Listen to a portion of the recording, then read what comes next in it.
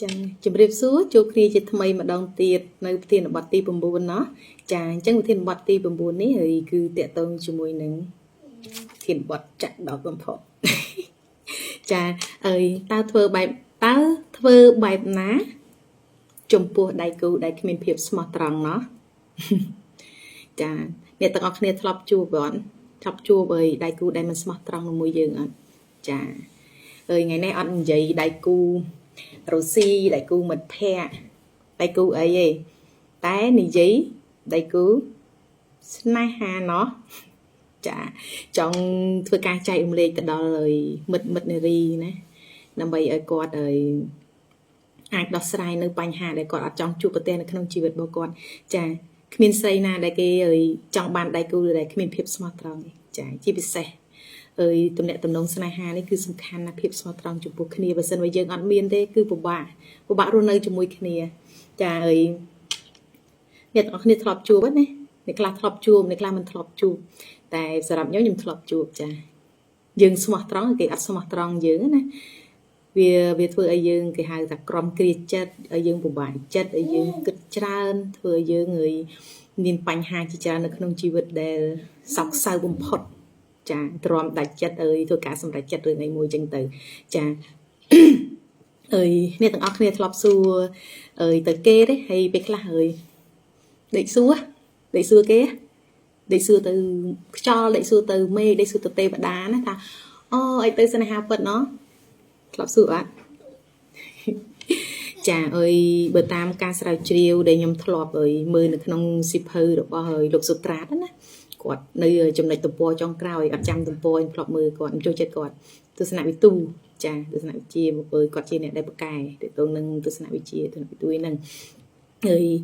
គាត់និយាយថាស្នេហាអមតៈនៅលើโลกនេះគឺអត់មានទេប៉ុន្តែមនុស្សទេដែលព្យាយាមប្រើមធ្យោបាយជាច្រើនដើម្បីធ្វើឲ្យជីវិតស្នេហានោះមានអមតៈចាបើធៀបពិតគឺអត់មានទេចាបើយើងគិតមើលតាមបទពិសោធន៍គិតទៅតាមពេលវេលាគឺអត់មានមែនចាពួកគ្មានអីជាអមតៈនៅលើโลกនេះថាជីវិតមនុស្សមិនថា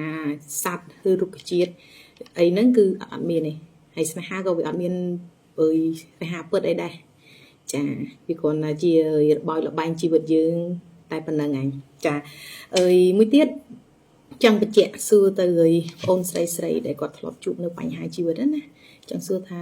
តើចាំបាច់ទេដែលយើងត្រូវទៅរស់នៅជាមួយនឹងមនុស្សដែលគ្មានភាពស្មោះត្រង់សួរខ្លួនឯងចាសួរខ្លួនឯងកុំសួរខ្ញុំចាបើសួរខ្ញុំប្រាប់ថាមិនចាំបាច់ទេចាមនុស្សដែលមិនមានភាពស្មោះត្រង់ចំពោះគ្នាឬក៏មនុស្សដែលមិនត្រង់ជាមួយយើងមិនបាច់ខ្វល់ទេចាយើងអាចដោះលែងគេទៅឬក៏សុំឲ្យគេចេញពីជីវិតរបស់យើងទៅឬក៏យើងដើរចេញពីជីវិតរបស់យើងទៅកុំទ្រាំចាមិនដឹងទៅទ្រាំធ្វើអីណោះបើគេអត់ត្រង់យើងគេអត់ស្មោះត្រង់យើងគេអត់ឲ្យតម្លៃយើងខ្ញុំមិនដឹងថាតើយើងជាស្ត្រីគួរតែទ្រាំដើម្បីអីចាកុំឲ្យពេលវេលាវាកន្លងហួសទៅណាព្រោះជីវិតយើងត្រូវជួបអ្នកដែលល្អជាច្រើនណាបរិសុទ្ធទាំងអស់មិនមែនសិតតែអាក្រក់ទេប៉ុន្តែគាត់ថាបើយើងជួបមនុស្សនឹងមិនល្អហើយយើងសិក្សាឬក៏ស្វែងយល់អីបន្តទៀតទៅបើសិនជាវាអត់អាចទៅមុខអីរួចទេដោះលែងគាត់ដោះលែងខ្លួនឯងចាកុំឲ្យវាជ្រុលពេលវេលាណាជ្រុលពេលវេលាវាធ្វើឲ្យជីវិតរបស់យើងវាកាន់តែ down ទៅប៉ុន្តែកន្លែងហ្នឹងក៏ចង់ប្រាប់ថាយើងត្រូវការភាពក្លាហានដែរសំខាន់ណាស់ដើម្បីយើងចាក់ចេញពីមនុស្សម្នាក់ដែលយើងថាស្រឡាញ់គេខ្លាំងណាស្រឡាញ់គេខ្លាំងយើងក៏ត្រូវការភាពក្លាហានដែរដើម្បីយើងចាក់ចេញពីជីវិតរបស់ពួកគាត់ហ្នឹង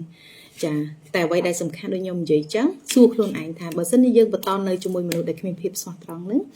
តើយើងមានក្តីសុខអត់ហើយអ្នកជុំវិញខ្លួនយើងមានក្តីសុខអត់អនាគតកូនយើងមានក្តីសុខអត់ឬក៏យើងនៅតែបន្តភាពត្រាំត្រែងឆ្លោះគ្នាជេរបចោគ្នាណាហួងហែងឬក៏ហែកហួរគ្នាហ្នឹងតាមប្រព័ន្ធ Facebook ឬក៏រឿងអីផ្សេងហ្នឹងមានប្រយោជន៍ទេសម្រាប់យើងចាវាប៉ះពាល់ទៅដល់អារម្មណ៍របស់កូនឬក៏ប៉ះពាល់ទៅដល់អារម្មណ៍មិត្តភ័ក្តិឬក៏អ្នកពាក់ព័ន្ធរបស់យើងមួយចំនួនគាត់ក៏អត់សប្បាយចិត្តនៅពេលដែលឃើញជីវិតរបស់យើងមិនទទួលបានជោគជ័យហើយយើងតែងតែមានបញ្ហាជាមួយដៃគូរបស់យើងនឹងជាចុងក្រោយខ្ញុំចង់និយាយថាក្លាហាននៅពេលដែលយើងធ្វើការសម្រេច ចិត្តណាមួយច្បាស់លាស់ហើយសូមឲ្យមានភាពក្លាហានក្នុងការទទួលយកវាហើយដើរចេញពីបញ្ហាទាំងអស់នោះចាកុំព្យាយាមរស់នៅជាមួយនឹងសម្ពាធអវិជ្ជមានដែលវាធ្វើឲ្យជីវិតរបស់យើងនឹងគ្មានក្តីសុខចាខ្ញុំចូលរួមឲ្យផ្ដាំផ្ញើទៅដល់មុននារីប៉ុណ្ណឹងក្លាហានឡើងក្នុងការសម្រេចចិត្តជីវិតរបស់យើងកុំផ្ញើជីវិតរបស់យើងនឹងមាត់របស់អ្នកដទៃផ្ញើជីវិតរបស់យើងជាមួយនឹងការគិតរបស់យើងដែលយើងបានរៀនកន្លងមកថាធ្វើបែបណាដើម្បីឲ្យជីវិតរបស់យើងប្រសើរឡើងបើដៃគូគ្មានភាពស្មោះត្រង់ជាមួយយើងគួរកុំនៅក្បែរគាត់ចាយើងចាក់ចេញពីគាត់ទៅសូមមានភាពក្លាហានឡើងណោះនារីទាំងអស់គ្នាចាអញ្ចឹងអរគុណច្រើនចូលរួមបានប៉ុណ្្នឹងចាជម្រាបលា